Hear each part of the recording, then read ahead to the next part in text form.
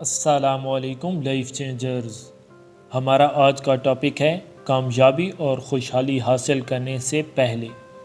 دوستو، ہم چاہتے ہیں کہ پوری دنیا ہماری صلاحیتوں کو مانے، ہم ہر میدان میں فتح کا جھنڈا گاڑیں اور ہر خاص و عام میں ہماری شہرت ہو، لوگ ہمیں عزت دیں، ہم معاشرے کے لیے ایک اہم فرد ہوں، گھر سے لے کر شہر کے تمام افراد ہماری تعریف کریں اور ہمارا نام تاریخ کی کتابوں میں رقم ہو۔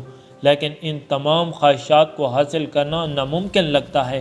آخر اس کی کیا وجہ ہے کہ ہمیں پیپل اپروول حاصل نہیں ہوتا؟ یہ جاننے کے لیے آپ اپنے دل پر ہاتھ رکھیں اور خود اپنے آپ سے پوچھیں کہ کیا آپ واقعی اس قابل ہیں کہ پوری دنیا آپ کے قدموں تلے ہو؟ یقین فرمائیے کہ اگر آپ سچ بولیں تو آپ کا جواب نہیں ہوگا۔ اب آپ خود بتائیں کہ اگر آپ خود اس بات کا یقین نہیں رکھتے کہ آپ کامیاب اور شہرت یافتہ ہونے کے قابل ہیں تو آپ کی یہ خواہش فقط خواہش ہی رہے گی، کبھی حقیقت نہ بن پائے گی، کیونکہ کسی بھی کارنامے کے حوالے سے یہ یقین کہ میں یہ سر انجام نہیں دے سکتا ہوں آپ کو ہمیشہ ناکام کرتا ہے۔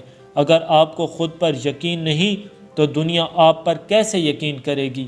اس لیے کہا جاتا ہے کہ سیلف اپروول کے بغیر پیپل اپروول حاصل نہیں کیا جا سکتا۔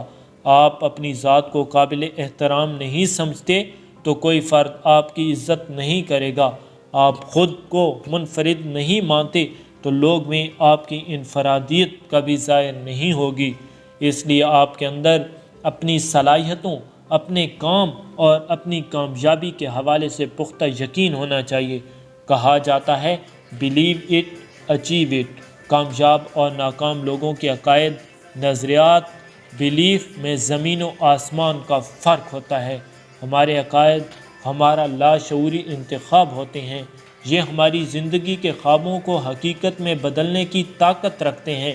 ہمارے عقائد ہماری سوچ اور عمل پر اثر انداز ہوتے ہیں، ان کو بدلے بغیر کچھ بھی بدلنا ممکن نہیں۔ یہ ایک دن میں نہیں بلکہ کئی سالوں کے واقعات، تجربات ان کو ایک بڑے پہاڑ کی مانند مضبوط بنا دیتے ہیں۔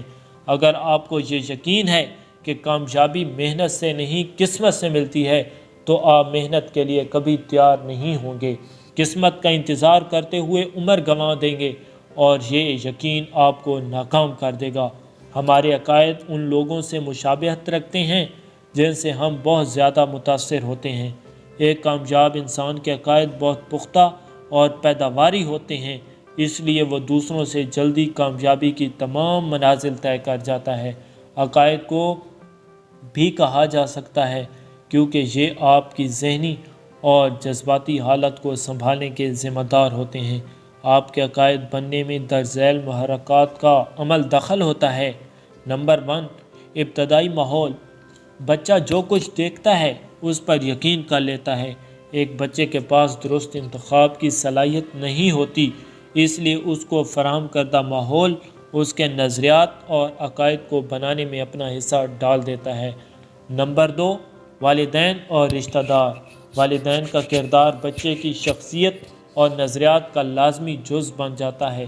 بے شمار والدین اپنے بچے کو نااہل سمجھتے ہیں، اس لیے وہ بار بار اس کو احمق، بے وقوف، نالائق اور ناسمجھ کہہ کر اس کے اندر یہ یقین پختہ کر دیتے ہیں کہ وہ احمق اور نالائق ہی ہے۔ والدین کو چاہیے کہ بچے کو محبت دیں اور تنقید کا نشانہ نہ بنائیں۔ Number 3، media. آپ جو کچھ بار بار سنتے ہیں اس پر آپ کا یقین پختہ ہو جاتا ہے۔ Media, T V, radio, news paper آپ کے عقائد بنانے والا بہت بڑا ذریعہ ہے۔ افسوسناک بات یہ ہے کہ ہمارے ملک کا میڈیا صرف تفریح، انٹرٹینمنٹ فراہم کر رہا ہے یا سیاسی تبصرے، جس کی وجہ سے نوجوانوں کی شخصیت سازی کا عمل نہیں ہو رہا۔ میڈیا کے شعبے نے ابھی اصل مشن کو ٹارگٹ نہیں بنایا جس میں نوجوانوں کی پرسنالٹی ڈیولپمنٹ اور کامیابی کے نظریات اور افکار پرچار شامل ہوں۔ نمبر 4، دوست احباب۔ آپ کے قریبی لوگ آپ کے نظریات اور عقائد پر بہت زیادہ اثر انداز ہوتے ہیں کیونکہ آپ کا ان سے اعتماد کا رشتہ بنا ہوتا ہے، اس لیے آپ ان کی باتوں کو جانچے بغیر درست مان لیتے ہیں۔ نمبر 5، اشتہارات آپ کی ذات سے متعلق لاتعداد فرسودہ اور بیہودہ عقائد ان اشتہارات کی وجہ سے بن جاتے ہیں جن کو آپ روز پڑھتے ہیں۔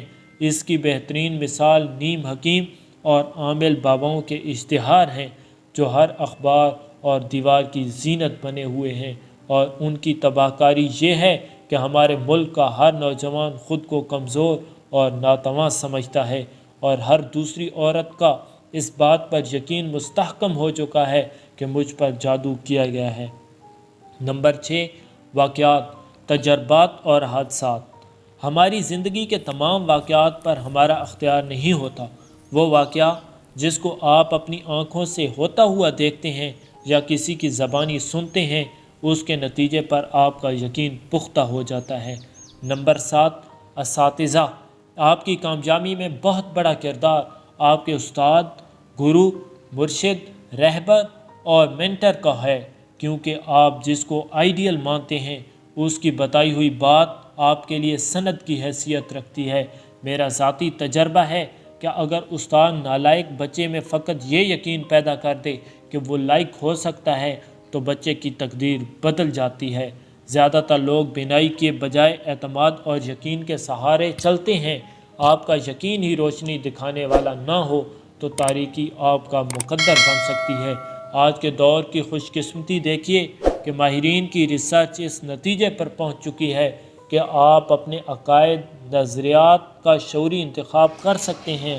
کامیابی اور خوشحالی حاصل کرنے سے پہلے آپ کو ان بہترین نظریات اور عقائد کا انتخاب کرنا پڑے گا جو آپ کی کامیابی کو یقینی بنائیں۔